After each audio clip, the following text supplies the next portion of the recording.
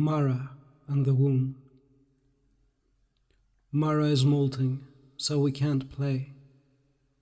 I'll have to wait until she's done. I've moved out of the crowded sand burrow. I think 6 different broods live there now, and everybody crawls over each other and bickers and snips. Now I live in one of the sea caves. It's wet and lonely, but at least nobody snips at me, and it's a little easier to find food. When Mara is done molting, I want her to come here, and maybe we can live together. The caves are made of Ghana black melt rock that has hardened into fluid shapes.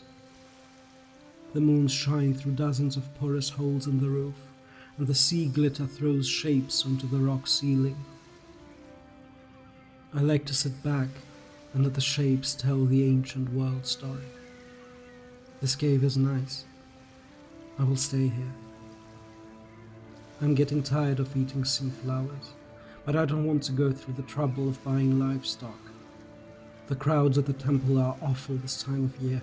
Everybody clamors and begs, and the priests are greedy and officious. They tell us the livestock is a generous blessing from the womb sac of the mother, but I think they just buy it from the inland. At any rate, I don't want any part of it.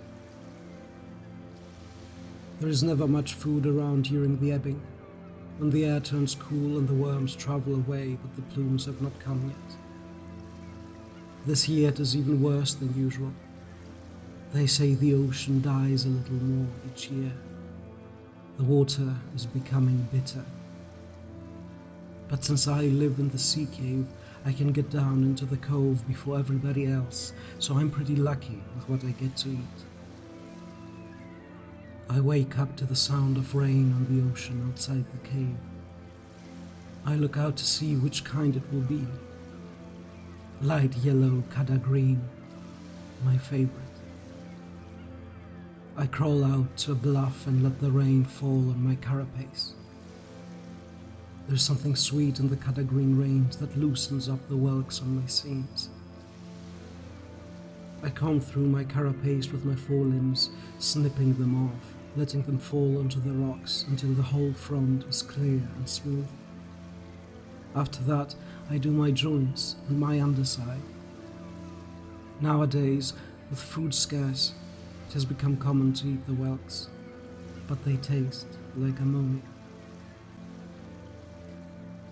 Just as I am done grooming and feeling very new and shiny, Mara comes climbing up the rock. Her shell is brand new and looks amazing. We dance and burrow and make happy little snips. I have missed her even more than I realized. She moves the colors in her carapace to show me how she feels. They are very vivid on her new bone. She shows pictures of her looking everywhere for me, searching through all the sea caves. I show her myself as I sat in the cave, lonely and waiting for her. She snips at my front legs, and I dance around her. Sweet, lovely Mara. I show Mara my cave, and she likes it. She loves the sea mist and the way we can see the Theta purple moons pass through the sky through the holes in the rock. I show us living here together and making it into a nice home. She shows me leaving the burrow, colored as a question. I show her that it was too crowded and I was getting sick of all the others. She flicks her antenna at me, making slow, comforting movements. But I notice she hasn't answered about living in the cave. I feel my little plan is being washed away. Mara doesn't stay with me in the cave, but she visits often. I make sure to always have some sea flowers for her when she comes over. Lately, they have been harder and harder to find. I get so hungry that it's hard not to eat all the flowers before I can give any to Mara. I give her the best flowers, but still they are small and colored an ugly shade of hammer blue. Despite this, she always shows me how delicious they are. Mara suggests we go to the temple to get some livestock to make a proper meal.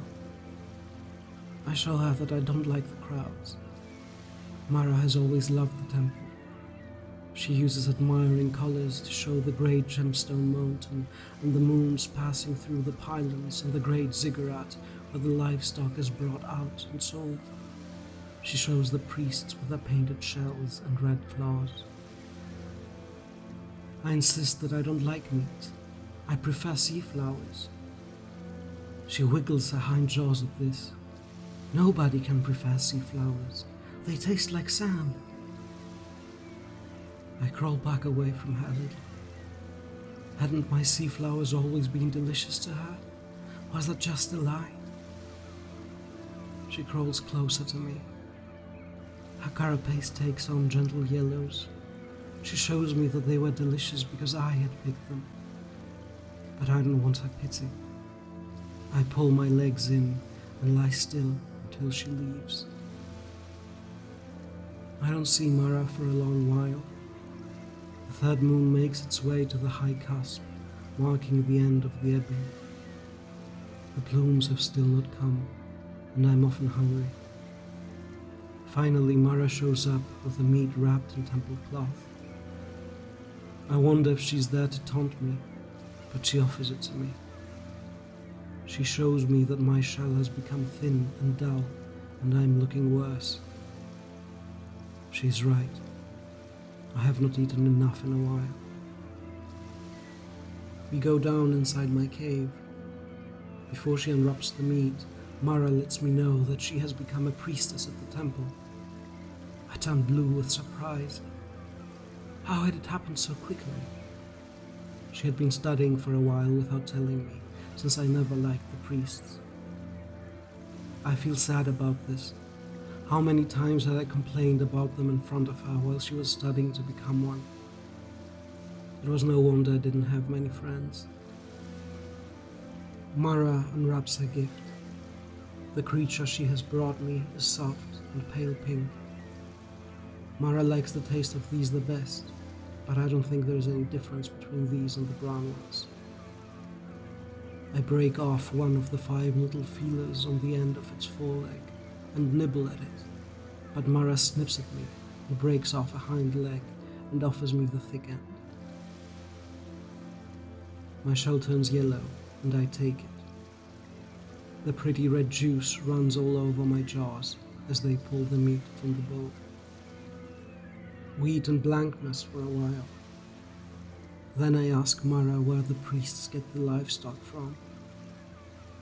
It has always been a mystery, since none of those soft little creatures are ever found on the land or in the sea.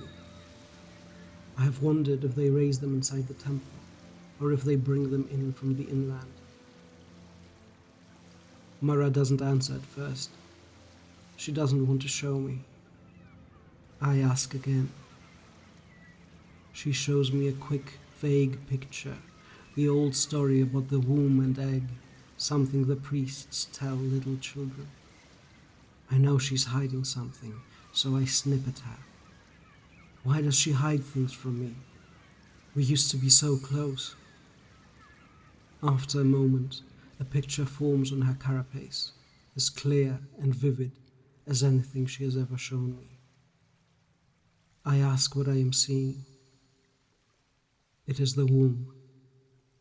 It is where they come from.